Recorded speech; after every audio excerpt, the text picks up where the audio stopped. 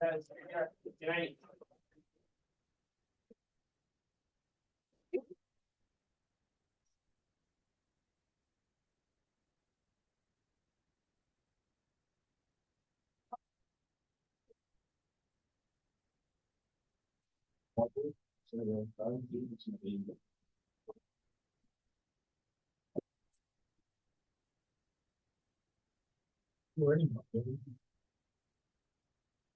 we have enough information for today to complete the homework. I'm planning to, yes. Definitely the first 4 problems.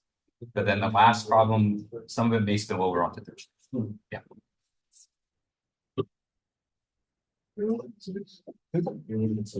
Not officially, I'm gonna be bald. It's close. Dude, I've been there like since fall. It's like I was like asking the parking manager, and like, oh, now I like you suspect me like as a team lead, like suspension lead. Like I thought I had like a pocket, I was machine. Like it was like, like pretty much got it, just like get your team together. I don't know. So that is how I figure 2 people, probably like 4 or 5 people. And then we got this percentage. Yeah. Sick. You got like the way I see suspension is like you got like the chassis department, you have the seals, and suspension is like how do you connect like the frame to the wheels, you know, like like how do you want to hang it, yeah, like all the geometry, all that stuff. Seeing the shop and all that stuff, right? Great thing to mix it. Anything that was seen on? No, I'm gonna keep with that. Oh,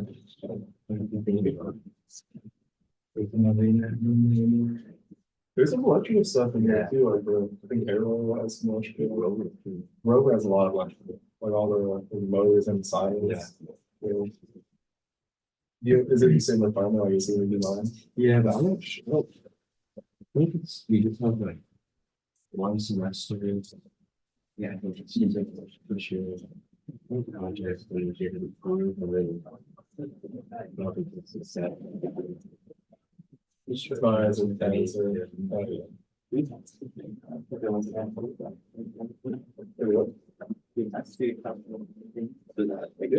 So you have that's the main cost.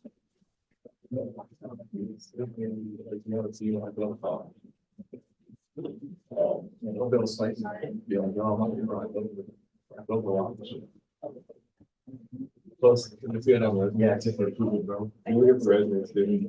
Be like, I was those are all like, yeah, those those are like nationwide projects. Considering scrutinizing like, yeah, so they see like formula, they see like zero rockets, obviously I think that's that. Yeah.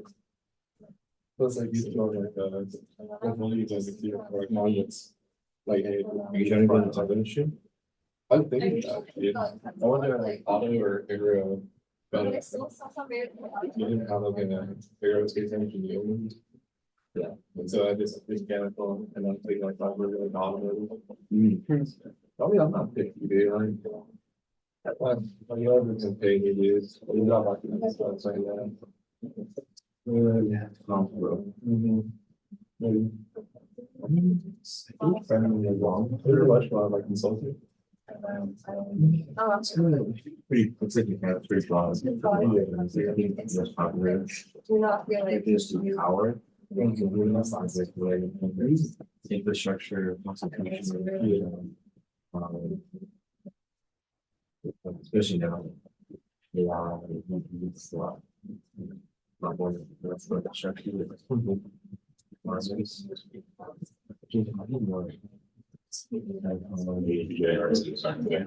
Yep, I'm right here.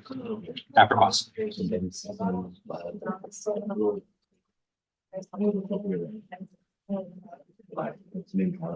I think that's this. Do you have like speculators or stuff in there? Yeah, I got I should have looked at this. All right, it's 4 o'clock. Let's go and get started. Right, good afternoon, everyone. How's everyone doing today? Good. Good. Good to hear. It's nice and warm, very warm today. So hopefully that's improved everyone's spirit. Although I think the weather went a little bit too far. I think we could probably tone it down by 10 degrees or so. Okay. All right. So plan for today. We're gonna get as far as we can into our lecture notes on integral calculus, right? So the plan for today is Green's theorem, surface integrals, and divergence theorem. So I'm hoping we can finish everything just so you can do the last two problems on the homework. Problem 4, problem 5 have to do with Green's theorem and divergence theorem. So after today, you'll at least be able to do problem 4. And then problem 5, if things spill over, then, we may take the first, 20, 30 minutes or so on Thursday to finish that up. Okay. Okay. So the other thing, obviously, is that, I did finish grading your guys' exams. I did finish yesterday. So your grade should already be up on Canvas.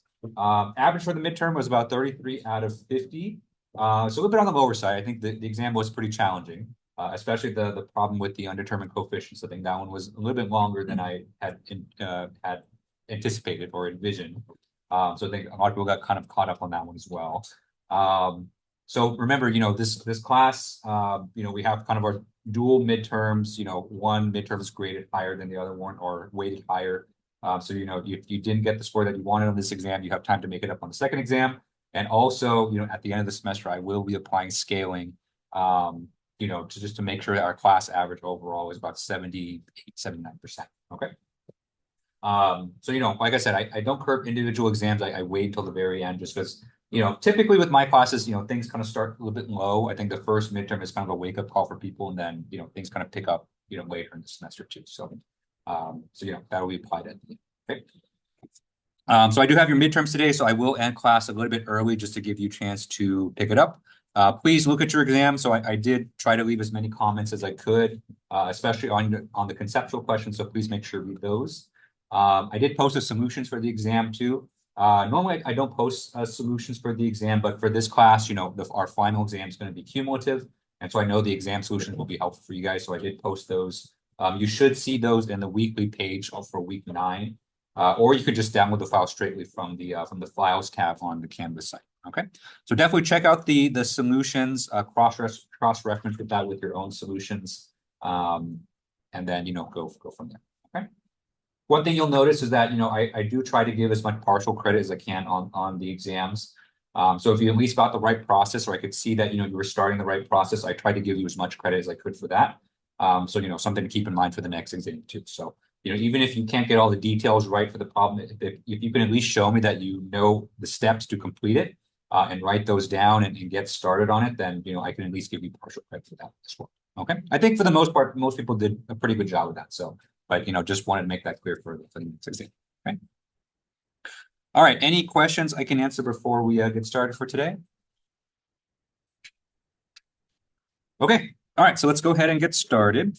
So last time we were here, we introduced this idea of a line integral. Okay.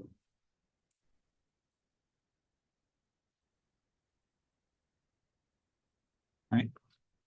So the idea of a line integral, remember, it's kind of the generalization of a one-dimensional integral, right? So line integral, essentially, we are integrating from one point to another. So we can say this is a integral from, let's say, t1 to t2 of some function f, okay? Where f here is a field quantity.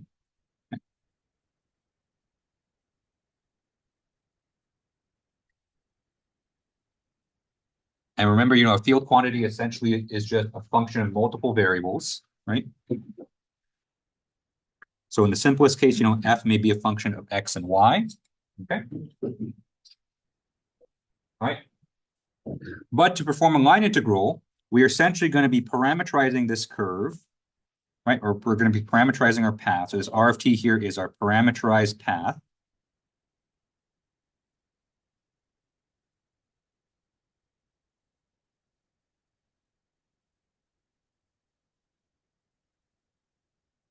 Right?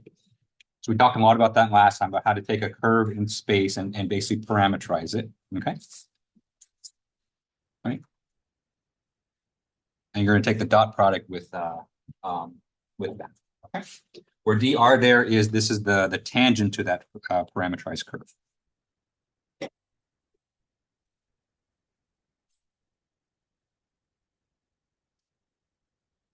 Okay.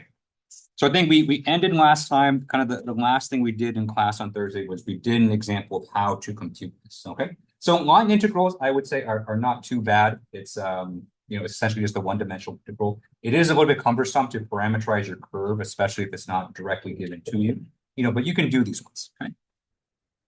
But at the same time, you know, these integrals are, you know, they are still a little bit cumbersome to do.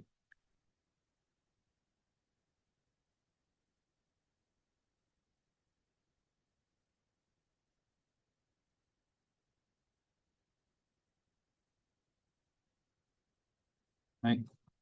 So even though, you know, there's a lot of, I would say, you know, physical theory, you know, conservation laws and stuff that are built on line integrals, you'll see them quite often, you know, in a lot of your engineering courses, your math and your science courses, right? Especially if you're in electromagnetism, line integrals are used a lot, especially if you're talking about, you know, the laws of magnetics. Generally, you don't want to be computing these because they are kind of cumbersome to do, okay?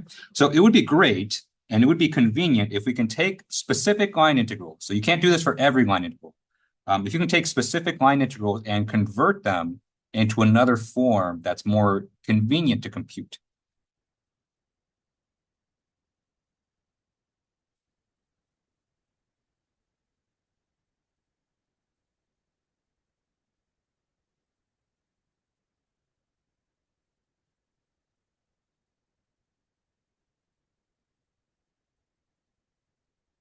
Okay.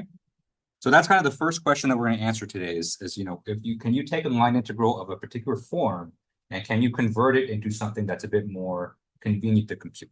And of course, the answer is yes. I wouldn't say that, pose that question and say no, and then kind of drop the issue. Right. So obviously the answer is yes. And the way that we're going to do that is we're going to make use of something called Green's theorem.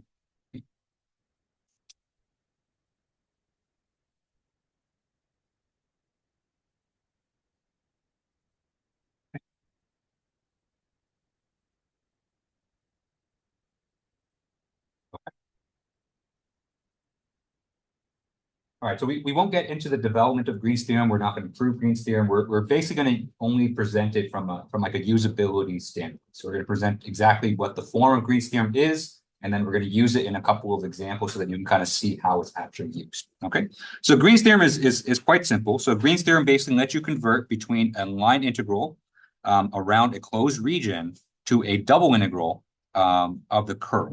Okay.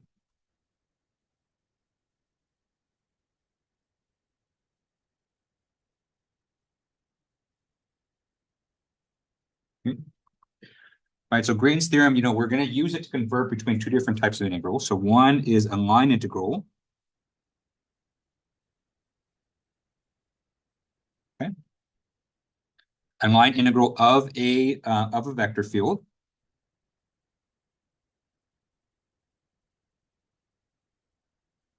Around a closed region.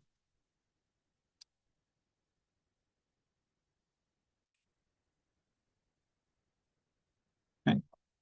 We'll go over what that last part means in a second, because that last part there is kind of key to Green's theorem. Okay. Right. And then the other integral that we're going to be converting between is a double integral.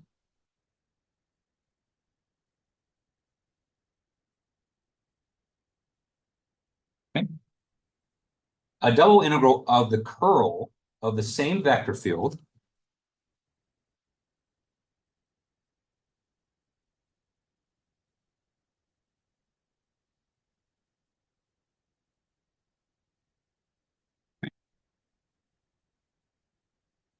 Within that same region. Okay, so that's kind of the key here, is that the region that we pick for the line integral has to be the same region that we're going to be integrating on for the double integral.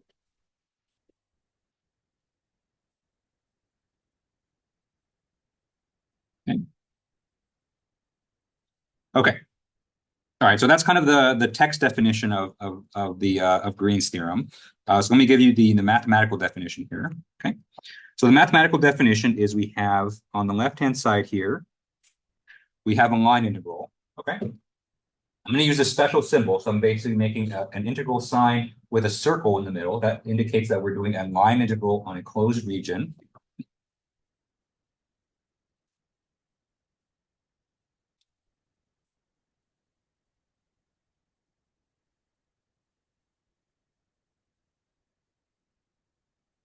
Okay, and then we're going to take our vector field F dot product with dr, the tangent of the of our curve.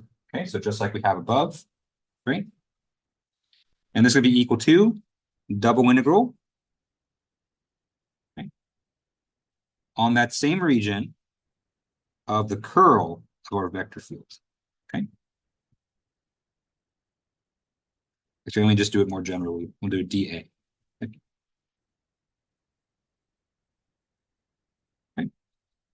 So the left-hand side of this expression, this is 1 above, right? So that's the line integral of a vector field around a closed region. And the right side of this expression here, that's integral number 2. So that's double integral on the same region of the curl of the vector field.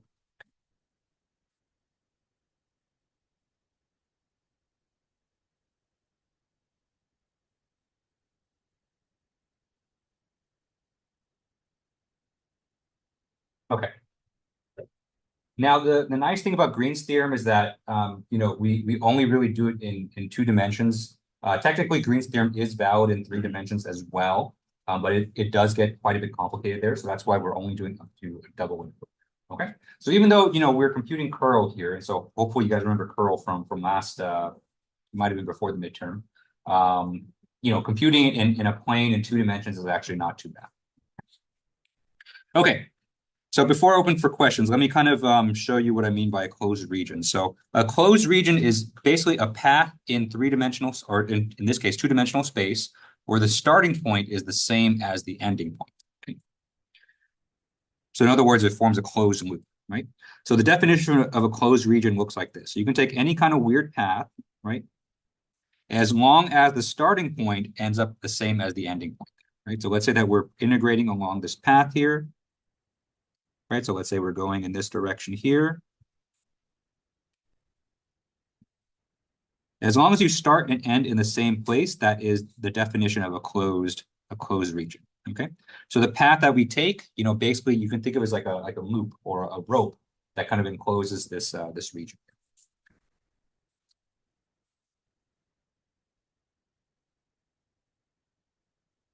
Okay, any questions on this? Okay. All right, so instead of proving Green's theorem, because there is a fairly lengthy proof that you can do, let's just demonstrate it with a simple example.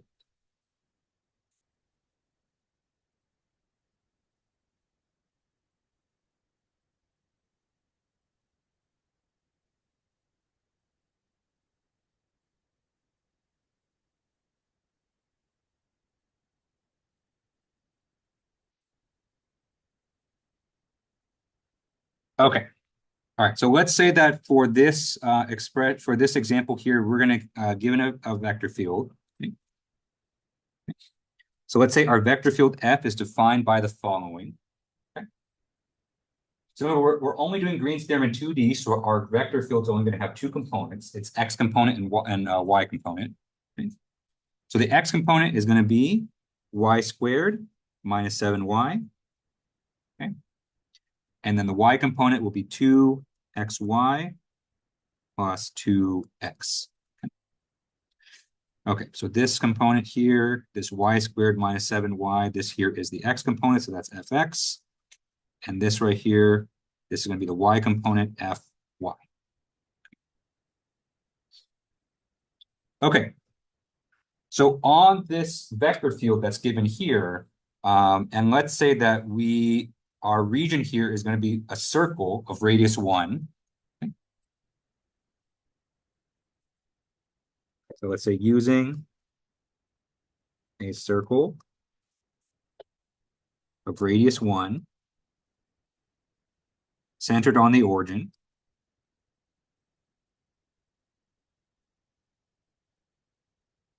Okay. All right, let's demonstrate that Green's theorem is valid for this vector field.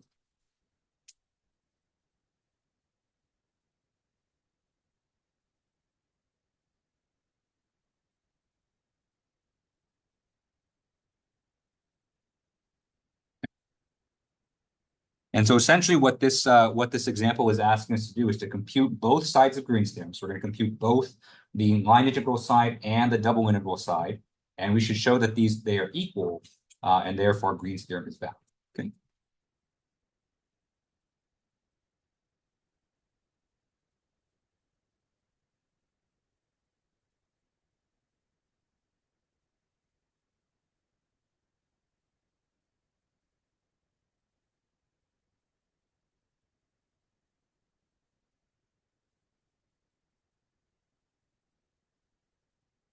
Okay. Okay. So we can start with either side, right? So you can start with the line integral, or you can start with the double integral. So just to kind of, let's kind of piggyback off our lesson from Thursday. So let's actually start with the line integral first. Okay.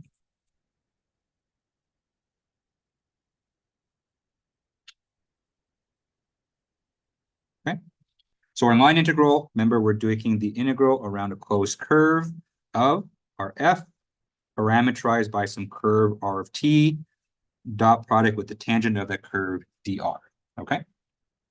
And the region that we want to integrate on is a circle.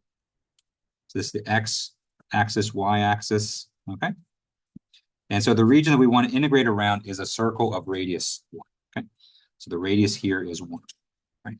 So it doesn't really matter where we start, but essentially we're going to be integrating around the exterior of this path.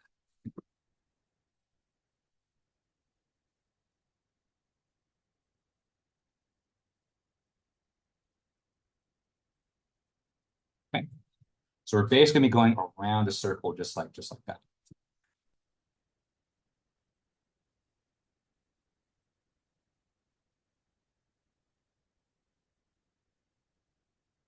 Okay. All right. So not too difficult here, but there are quite a few steps to doing a line integral. So let's go ahead and start that. Right. So first step, whenever you're performing a line integral, is you need to parameterize your path.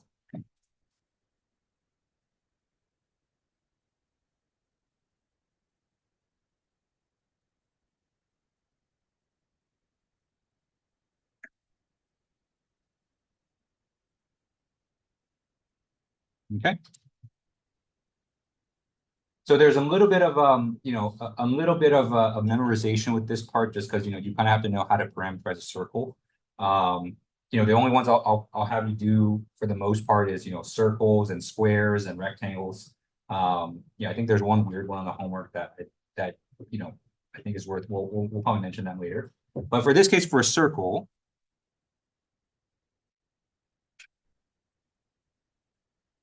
Okay. Right, remember we went over how to parameterize a circle last time. So we can basically say our r of t is equal to cosine t and then sine t, right? So we have radius 1. So there's no coefficient in front of sine or cosine. So if you look back in the notes from last Thursday, you should see that we parameterize the circle this way. Okay. Whereas cosine t, remember this is x of t, and then sine t here is y of t. Okay. Right.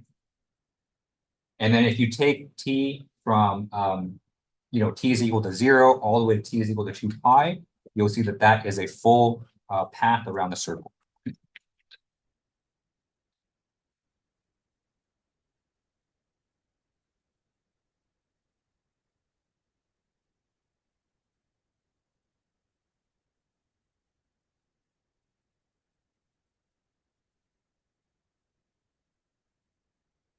Okay. So essentially that's going to be our integration bound. So if we integrate between 0 and 2 pi, if our curve is given by this, that gives us a full path around the circle. Okay. Okay, so next thing we're going to compute here, let's compute the tangent. Okay. So we also need dr, dt.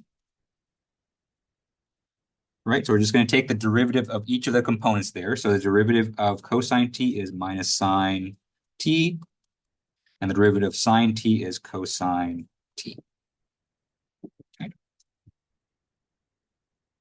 Okay, so we're going to need that to compute our line integral because we need to dot product our vector field by.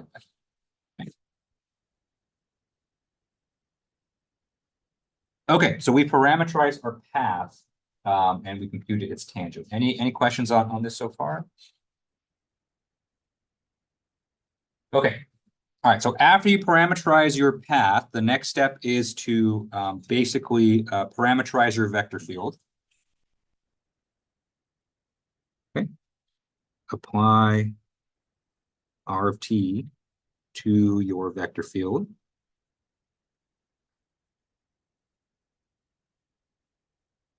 Okay. So we were given a vector field in this problem. Let me go ahead and write it out again. So our vector field F is equal to x component is y squared minus 7y, and then y component is 2xy plus 2x. Okay. Okay, so to parameterize your vector field, you're basically going to take everywhere that you see x and y, and you're going to plug in the values from your parameterized curve. Okay, so for everywhere you see y, so this y squared, this y here, you're going to plug in sine of t. Okay, and there's a y here as well, right? Because that's what y is for the curve that we're going to be integrating on. And then for everywhere we see x, okay, so we have an x here, an x here. We're going to plug in cosine t. Okay. So essentially, after we do that, our vector field is going to be parameterized by t instead of x and y. So we're basically plugging in for x and y so that everything is going to be in terms of t instead. Okay. Okay, so we do that. We get f is equal to, and let's be a bit more clear. So this is going to be f of r of t. Okay. All right, so we plug in y first. So that's going to be a sine squared of t minus 7 sine of t. Okay. That is the x component of our vector field. And then for the y component, we have 2 cosine t sine t plus 2 cosine t. Okay.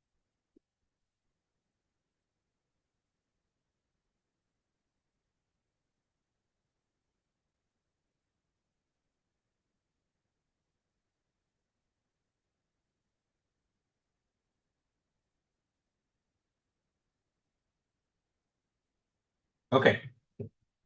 All right, so now that we have f of r of t, we parameterize our vector field. Next, let's compute our integrand. So our integrand is going to be the dot product between this parameterized vector field and the curve tangent. So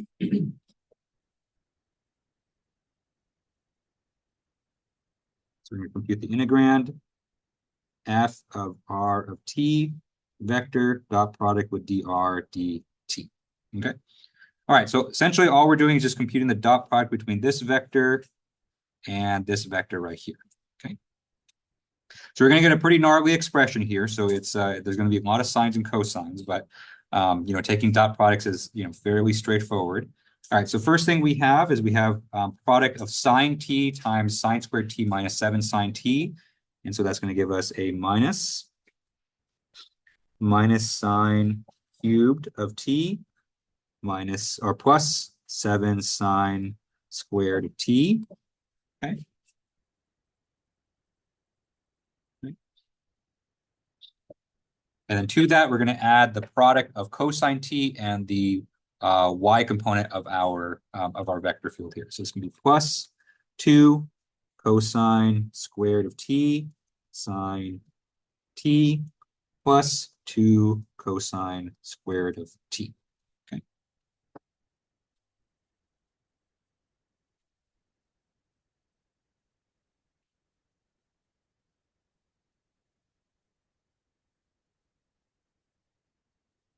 All right. Pretty not pretty. Okay. All right. And so last thing here is to just perform our integral.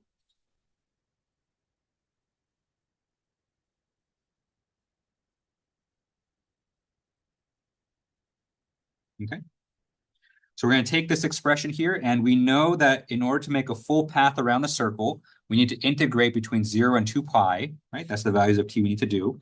So we're going to take integral from t is equal to 0 to t is equal to 2 pi of our dot product that we have above. So minus sine cubed of t plus 7 sine squared of t plus 2 cosine squared t sine t plus 2 cosine squared of t dt. Okay.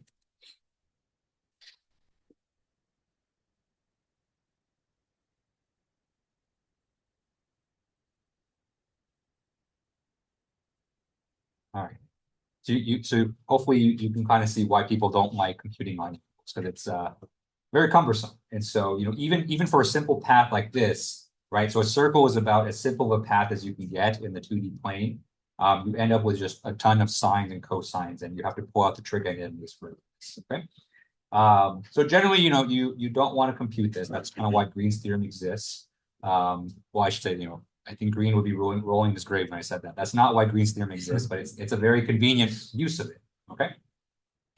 So that's all to say is that, just like the last integral we did at the end of class on Thursday, we'll say that this integral is a little bit too cumbersome to do just because of all the trig integrals. But I will give you the result here. Okay. Now, the good thing about this is that, we have 4 different combinations of sines and cosines, and we can integrate them individually. So you integrate each term individually.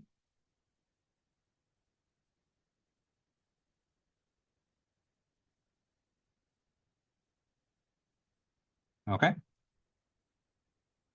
Okay, so of course you're going to use a combination of different trig identities, power, double angle formulas, things like that.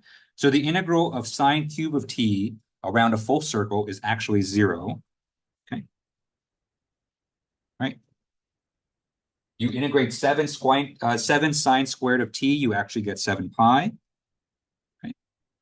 You integrate 2 cosine squared of t times sine of t. You integrate that out, that ends up with a 0 as well. And then finally, you have integral of 2 cosine squared of t, you actually end up with 2 pi. Okay. Okay. So skipping all the hard stuff, we end up with the result of 9 pi.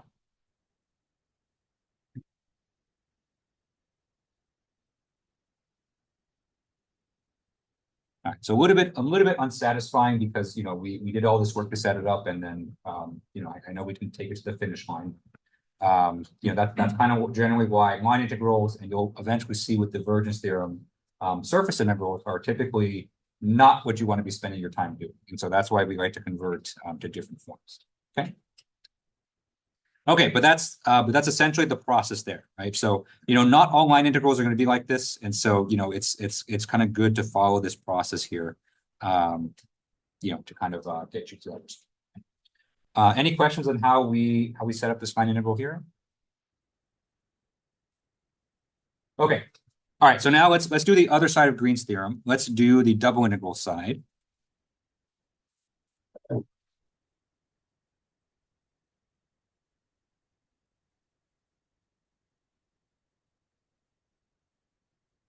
Okay. And so the other side of Green's theorem is the double integral of the curl of the vector field. Okay. All right. So essentially, we're going to be computing this. And so double integral of the curl of our vector field dA. Okay. Now, you might be thinking, there's double the integrals here, right? So there's 2 integrals to do. This must be harder to do, right? Well, let's see. Let's actually see how this works out. Okay. Okay, so first thing we're going to need to do is we need to compute the curl of our vector field.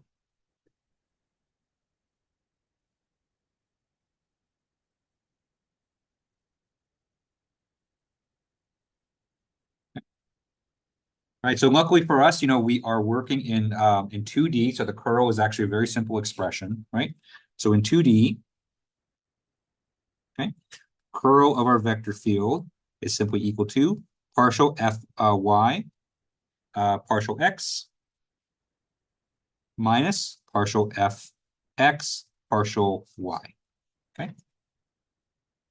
Right. So we basically only have that z component of our curl there active for us because there's no component in the z direction. Okay. All right, so let's compute that integral there. So let me kind of remind you what f is. So in this problem, our vector field is y squared minus 7y, comma, 2xy plus 2x. Okay. Remember, this here is fx. Second component, there's fy. Okay. So if we compute the curl, right, so we have partial fy partial x minus partial fx partial y. Okay. This is equal to, first we're going to take the partial derivative of the y component with respect to x. And so that's going to give us 2y plus 2, okay, minus, okay, partial fx partial y, which is 2y minus 7. Okay.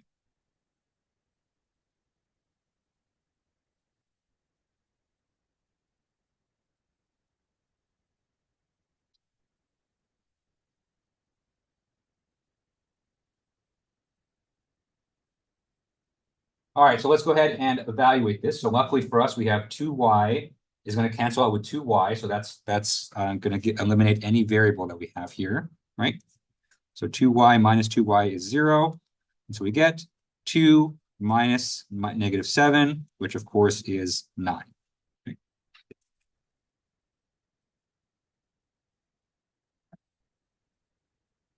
All right, so really nice and convenient there. So that means our expression here is going to take the double integral of 9 dA. Okay.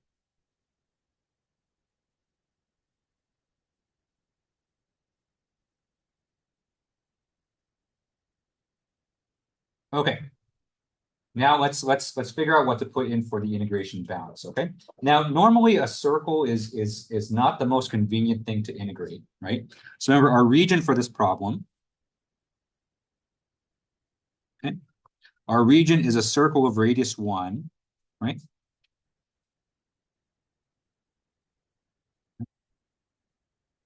So you can do this integration. So essentially, we're going to integrate over this entire area here. Okay. Right. We're no longer going around the outside. We're integrating across the entire area, right? So generally, the most recommended way to do this integral is to use polar coordinates. Okay.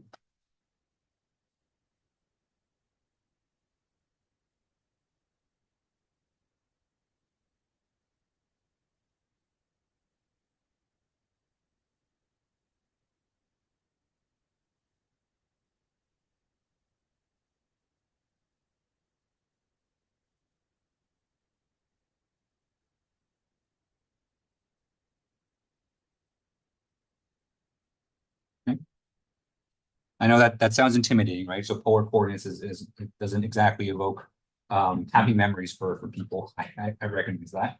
But for this, it actually works out better because if you do try to integrate this using Cartesian coordinates x and y, it does end up actually being much more of a hassle than it. Okay. So to do an integration in polar coordinates, you're basically going to perform a change of variable. Okay.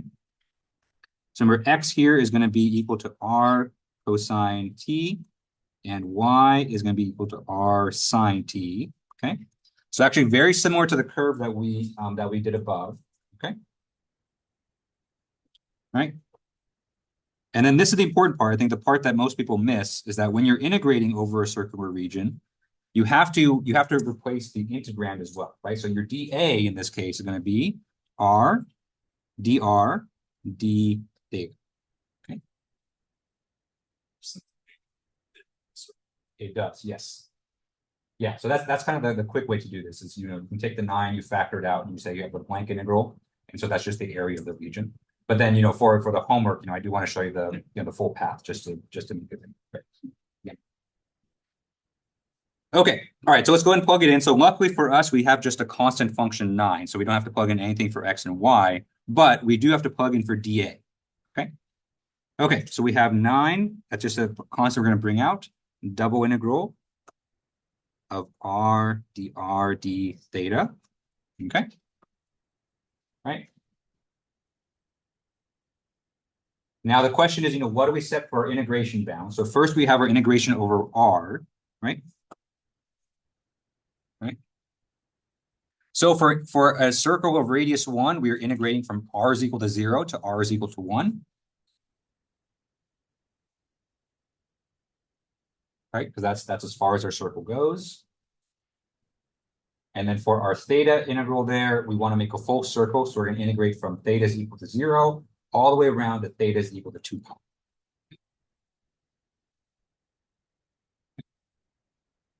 So that's our integral that we're going to evaluate now, which is integral of r from 0 to 1 dr, and then integral of that with respect to theta 0 to 2 pi. Okay, so let's go ahead and perform this double integral. So this one is pretty straightforward. So we integrate this out, we get 1/2 r squared, evaluated from 0 to 1. Okay. So we plug those in and we get 1/2. Okay. And so we plug that in, we get 9 times integral of 0 to 2 from 0 to 2 pi of 1/2 times d theta. Okay.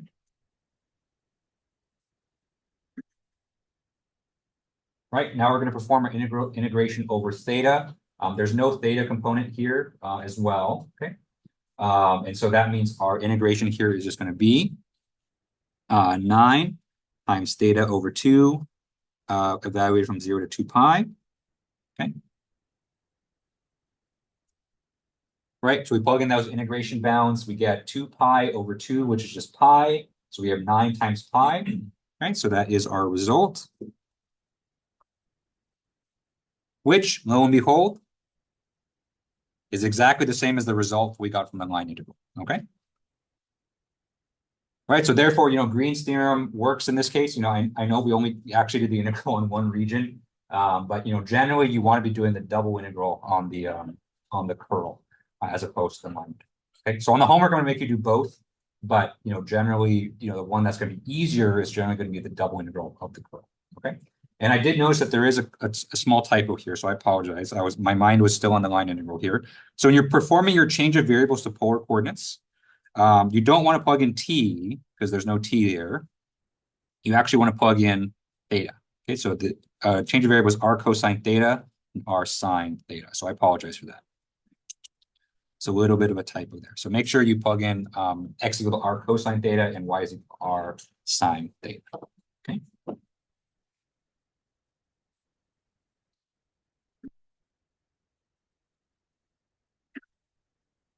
Okay. All right. So any questions on how we did that double integral of the curve?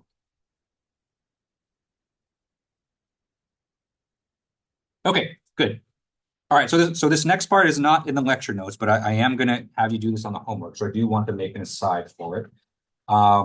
So for a circular region, I think this example here does a pretty good, good job showing you how you do the both sides of Green's theorem. But one case you're going to see a lot in the homework is a rectangular region. So let's talk about Green's theorem on rectangular regions.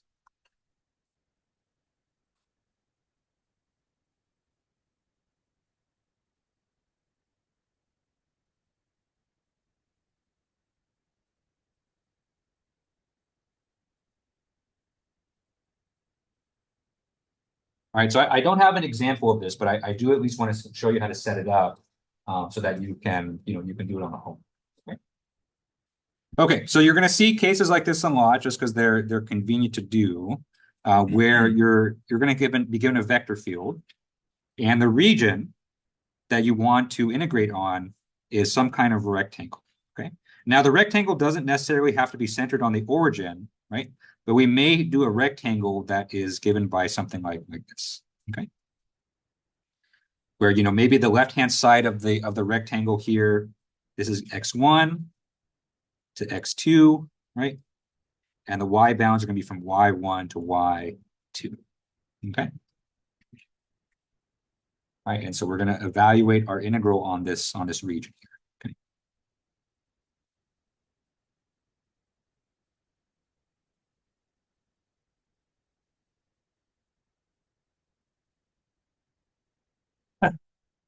Okay, so then the question is, how do you set up both sides of Green's theorem on such a region like this? Okay, so the double integral for this is actually very straightforward. It kind of tells you all the bounds here.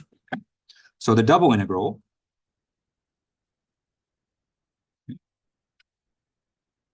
So for the double integral, you're simply just going to integrate between x1 and x2 and then y1, y2. Okay. You're going to take integral. Let's do the y integral second. So just integrate from y1 to y2 and then integral from x1 to x2 of the curl of your vector field dx dy. Okay. Right. So I'd say that's pretty straightforward. I think most people kind of can glean that from the region there. The question is, how do you do a line integral around the same region? Okay.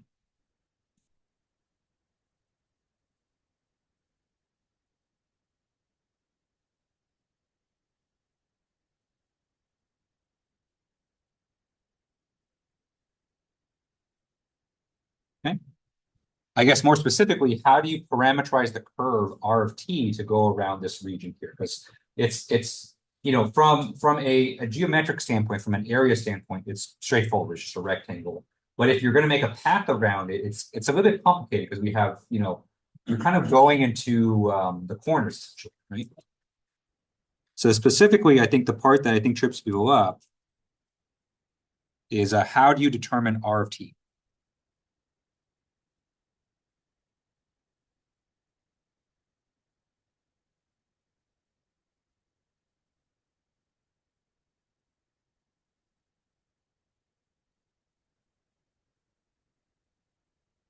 All right. So the unfortunate thing about the rectangular region is actually the corners, right? And so when you turn the corner, right? Because essentially, we're going to be making a path around this region, right? So we're basically, let's say we start from the lower left, and let's say we progress like this, right? Eventually, you're going to reach a point where you hit the corner and you have to kind of make a sharp turn. So sharp turns are not they mathematics doesn't really like sharp turns all that well. So you could make the argument you could use like a step function or something like that, or you can use an impulse function, but that just ends up being very cumbersome. Okay. So the way to actually do this, right? The only way to kind of really make it convenient is to actually split your path into 4 different regions. Right. So we're gonna have one region for the bottom side of the rectangle, another region for the right side, another region for the top side, and another region for the left side. Okay.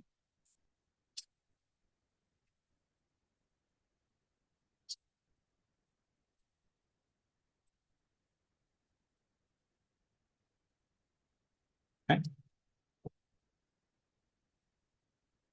Right, and then you're essentially going to you're going to treat each of those paths as just like a linear line. Okay. All right, so we're going to have R1 of t, R2 of t, R3 of t, and then R4 of t. Okay.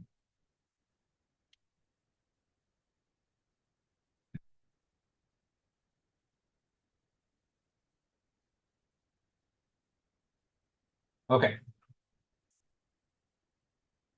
So the functions for these paths is actually quite interesting. So they're just going to be straight lines, right? So even though we have 4 different paths, their formulas are going to be quite simple. But the thing to remember about each of these lines here is that they're either going to be a straight horizontal line or they're going to be straight vertical. Okay. So for paths 1 and 3, we know those are going to be horizontal, right?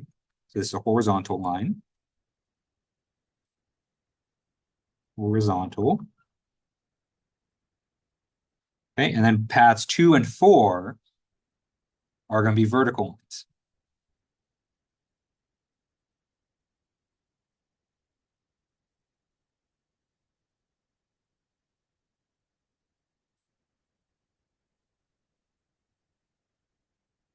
So what is the characteristic of a horizontal line, right? So if we're staying horizontal in the XY plane, that means our Y coordinate is going to be fixed.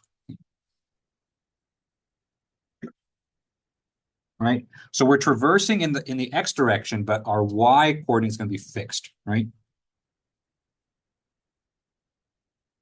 Right, same thing for the vertical line. So for the vertical lines, we're traversing in the Y direction, but our X position is going to be fixed throughout the entire line.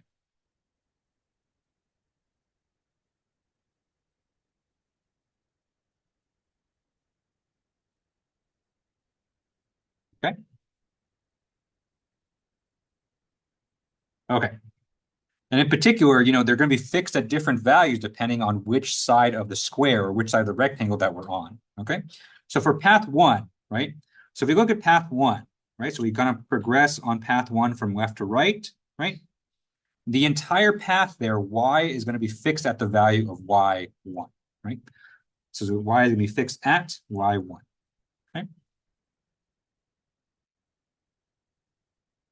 For path number two, so path two right there, we are progressing on the right-hand side of the rectangle, okay?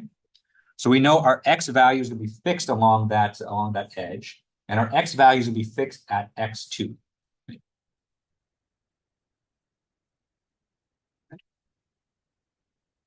For R3 here, we are progressing on the top side. And so on the top side here, our y component here is fixed at y2. Okay. And then finally for R4, right, we're again being fixed on the x component, and our x component here is going to be x1.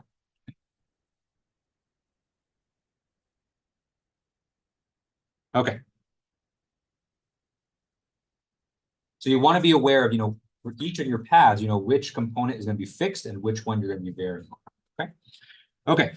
So now let's actually get to the R of t, right? And so R1 of t, right?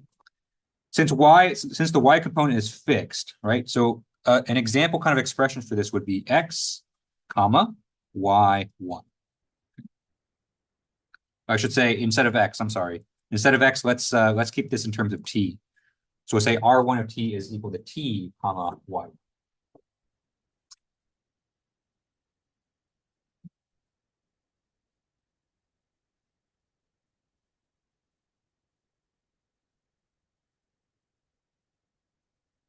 Right, and then we can have the same logic for R2. So R2, remember, our x component there is going to be fixed at x2. So that means our path is going to be x2, okay? And the part that we're going to be varying is the y component, and so we're going to put a t for that, okay? And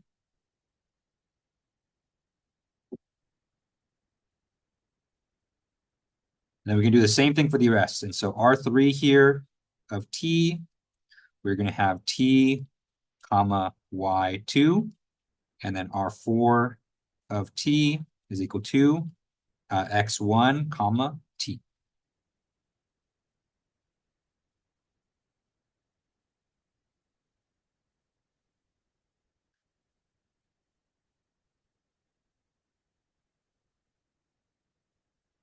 All right.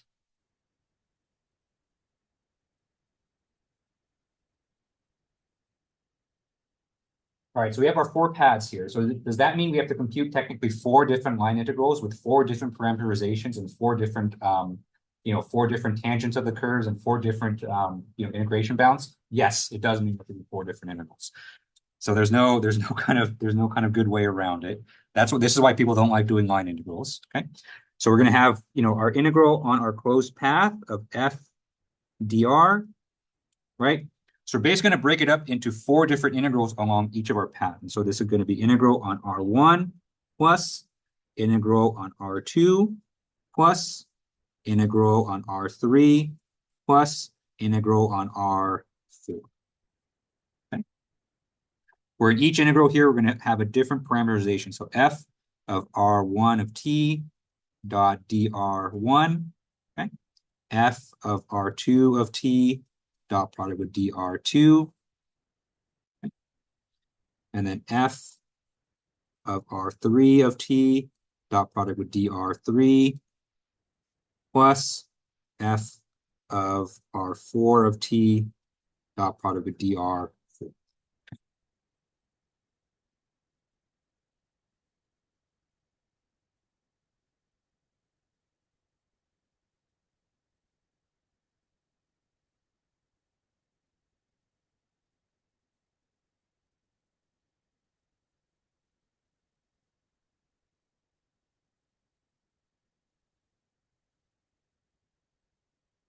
Okay.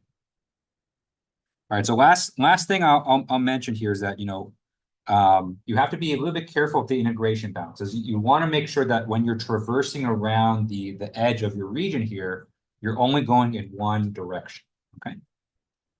And so, you want to make sure that in this case, I do counterclockwise just because that's kind of the default for positive direction if you're talking polar coordinates. You can go clockwise, and so there's no reason why you can't go one way or the other. They give you the same thing. But if you're going to go counterclockwise, it's good to kind of think about where you're starting and where you're ending for each of the paths here, right? So for path number 1, right? So we're going from x is equal to x1 to x2. Okay. So our integration bounds for the first integral is x1 to x2. Okay. Right? Because we're starting from the lower left-hand part of the region and we're progressing to the right. Okay. For the second path right here, R2, we're going from the lower right-hand corner to the upper right-hand corner. So we're going from y1 to y2. Okay. Okay. All right, so those are pretty straightforward. It gets a little bit weird with R3 and R4. So for R3, right, if you look at the path that we're taking for R3, we're actually starting in the top right corner and we're ending at the top left corner, okay? So we're actually integrating, we're starting at x2 and we're ending at x1. And so you want to make sure that you set those integration bounds properly. So for R3 here, we're integrating from not x1 to x2, but x2 to x1, okay?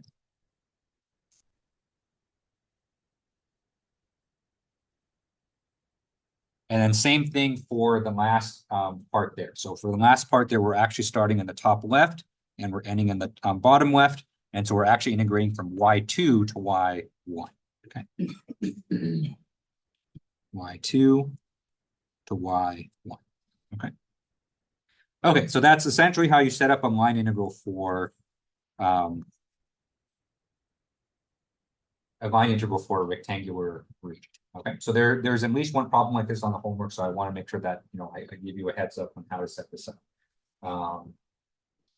Yeah, because I gave this assignment a few years ago, and not everyone's done something like this, and so I want to make sure you guys are with this. Okay. All right. Any questions on how to set up this this type of problem here?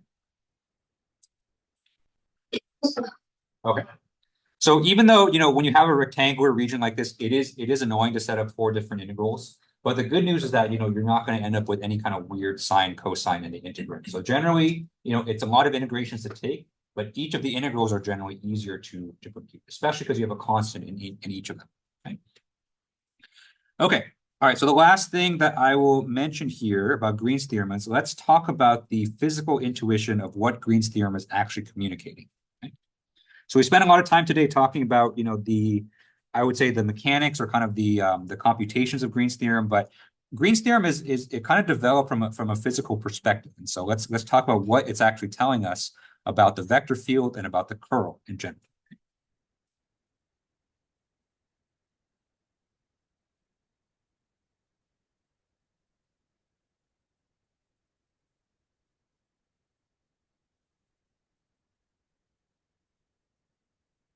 Okay.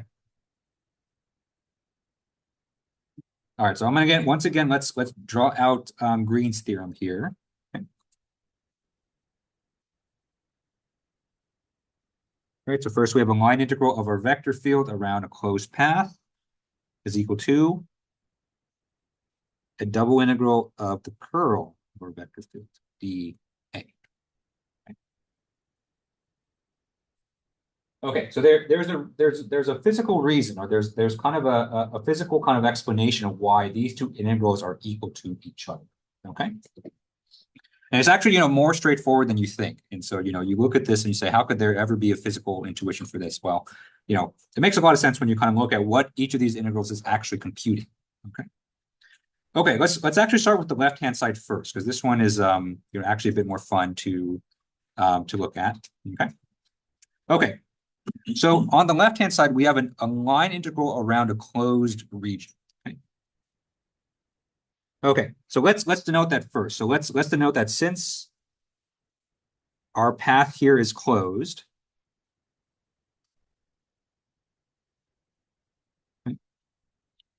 right? Whenever you're doing Green's theorem, you always, and you're doing the line integral, you always have to end up back where you started. Okay, so you're integrating around a closed path, right?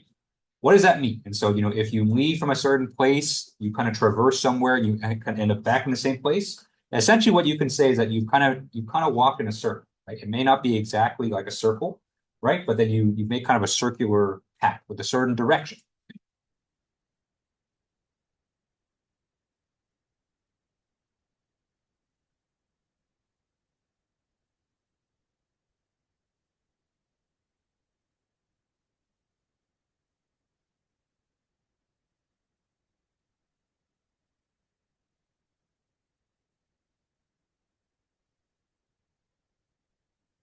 Okay. So, it's I think the best way I can describe it is that it has circular nature, right? Right. And so let's say that, even if we kind of draw an arbitrary path, right? So let's say that we kind of draw a path that kind of looks like this, right?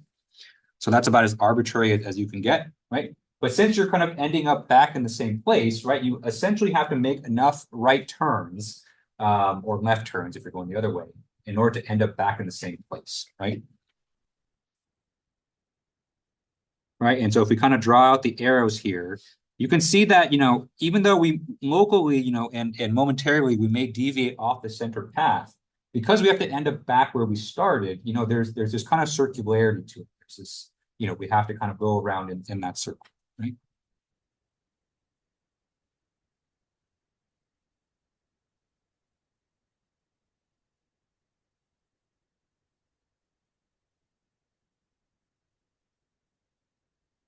Okay.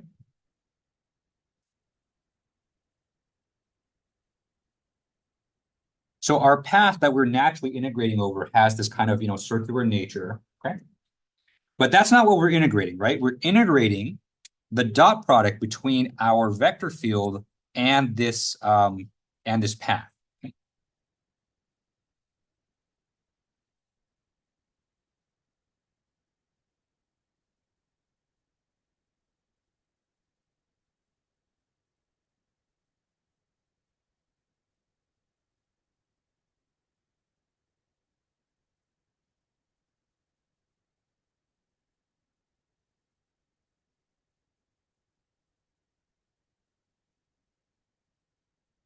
Okay.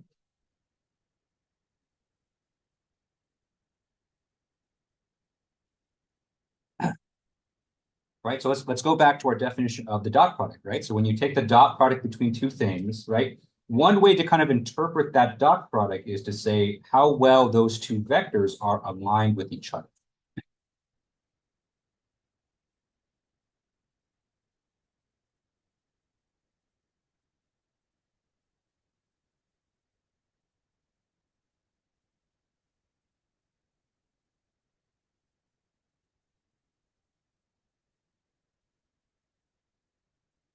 Right.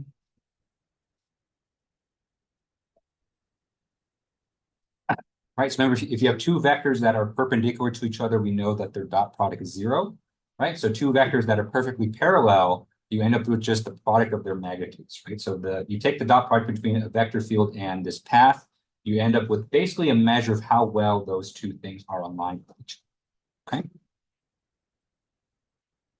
Okay.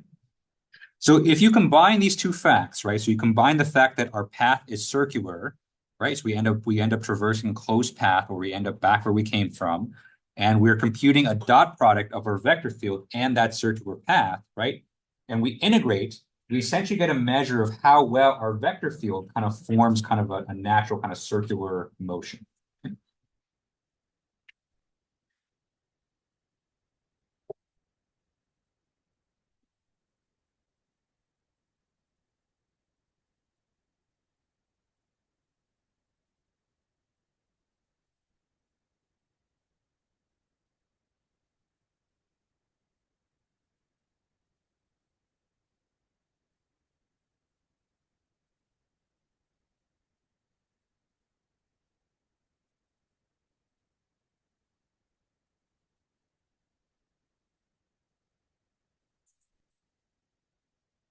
Right. So remember, one way to think of an integral is that, we're basically summing up all the contributions along our function there, right? So the more aligned our vector field is with our circular path, the greater the magnitude of our integral is going to be. Okay.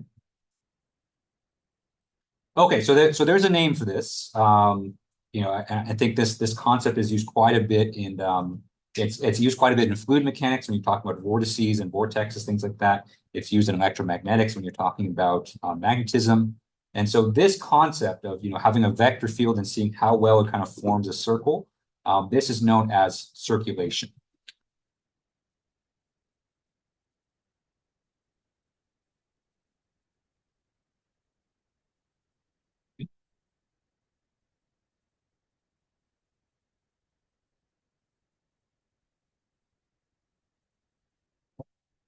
So the circulation is, you can think of it as kind of the total amount of rotation or the total amount of spinning, the total amount of rotating things that you have in a particular region. Okay. So circulation is always a region quantity. So, you can't talk about circulation of a point. You talk about circulation of entire region of space, of some kind of vector field. Okay. Okay, so that's essentially what the line integral is telling us. And so the line integral, we have a closed path that traverses in a circle. We see how well the vector field aligns with that path. In the end, we get circulation. Okay. Now for the double integral, right? So obviously Green's theorem is saying that these two expressions here are equal. So that means this double integral should also be an expression of circulation, right? Just by that logic.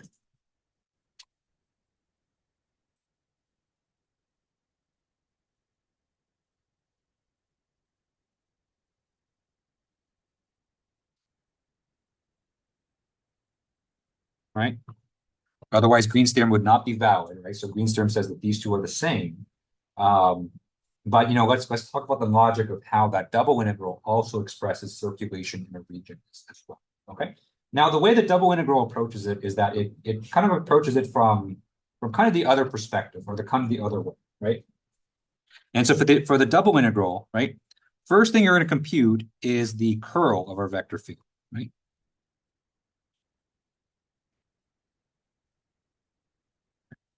So think about what the curl represents. So the curl represents, at least at a point, from point to point, how much rotation that the vector field is going to do. So curl is what we call a local measure of rotation of the vector field.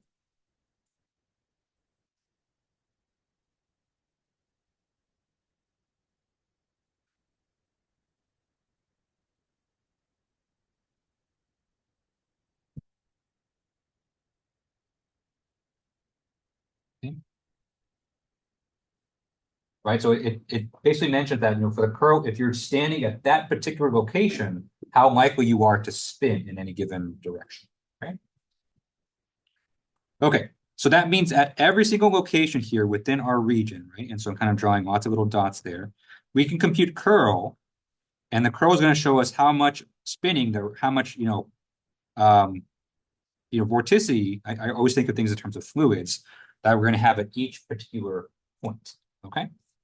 Now, we're not computing just the curl by itself, right? We are taking the double integral across of every single curl within the region, okay? And so what that double integral does is basically sums up all of the little individual curls at all individual locations.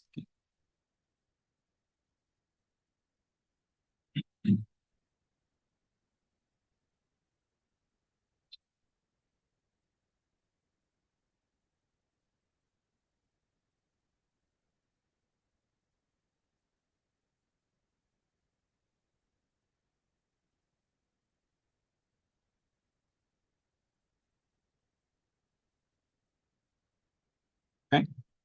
So we're basically summing up all the curls from every location within the region, right? And adding them all up, and then that's going to be our result, okay? So even though it's a different kind of way to look at it, you can kind of see that the result is the same, right? And so in this case, we're taking all the little individual curls within the region, adding them up, and so we should get an overall kind of measure, overall kind of expression for the curl of this entire region, which is exactly circulation.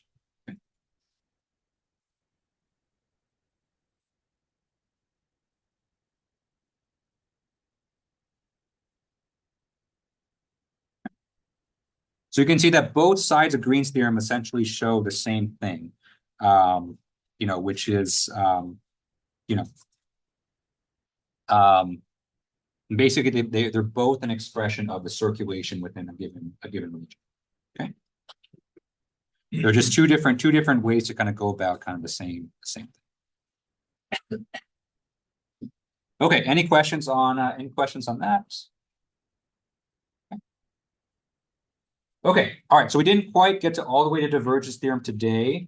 I do want to start a little bit just so that we're not kind of starting it from scratch. So I think I'll next for the next 5 minutes, and then I'll give you guys back your exams. Okay. So divergence theorem.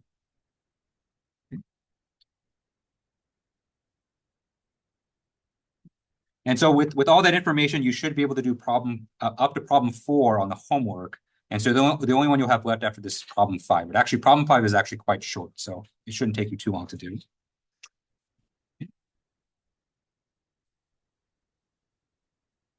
Okay. And the reason for that is because divergence theorem kind of gets us around doing a very, very cumbersome integral. Okay. So divergence theorem is essentially kind of a 3-dimensional version of Green's theorem in a sense, right?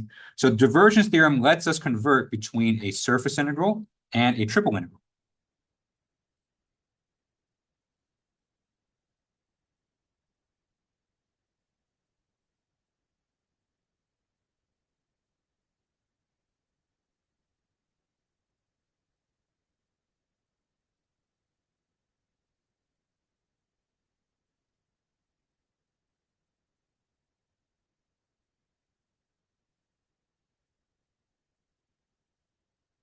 Okay.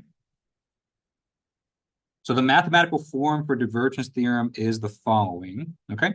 And just like the name implies, we are going to compute divergence here. So on the one hand, we have our surface integral. Okay? We have f dot product with some normal vector, okay? And this is dA, right? So this is right here is a surface integral.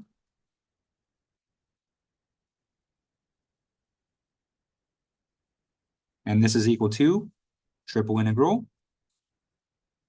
of the divergence of the same vector field on that same region.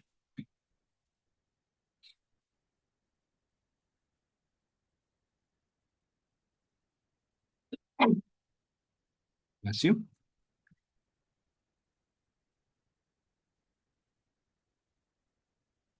Okay.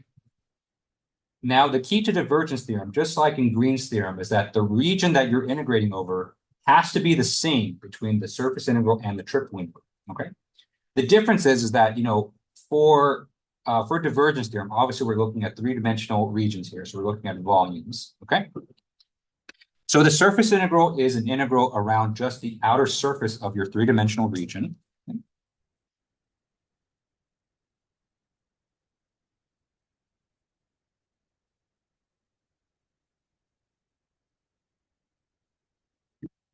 And the triple integral is an integral throughout the entire volume of that 3-dimensional region.